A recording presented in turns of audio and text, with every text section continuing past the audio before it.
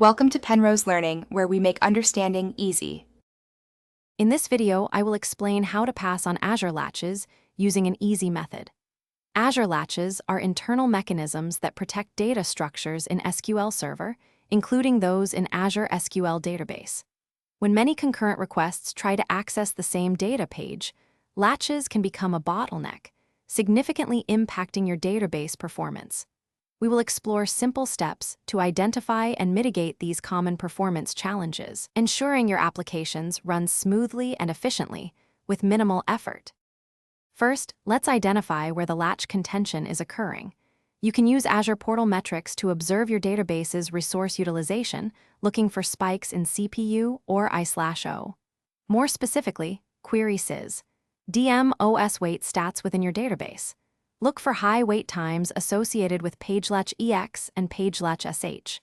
These indicate contention on data pages, often a primary source of latch issues. Pinpointing these helps us target our resolution efforts effectively.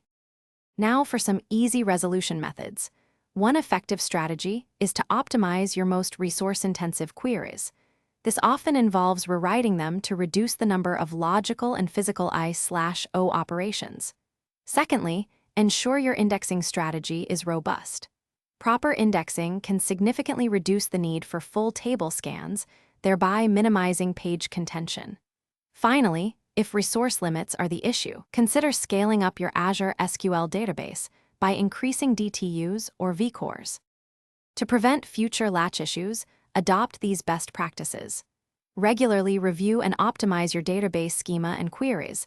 This proactive approach can prevent many performance problems.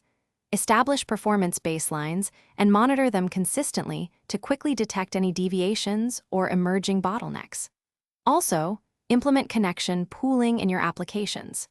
This reduces the overhead of establishing new connections, improving overall efficiency, and reducing the likelihood of contention on system resources.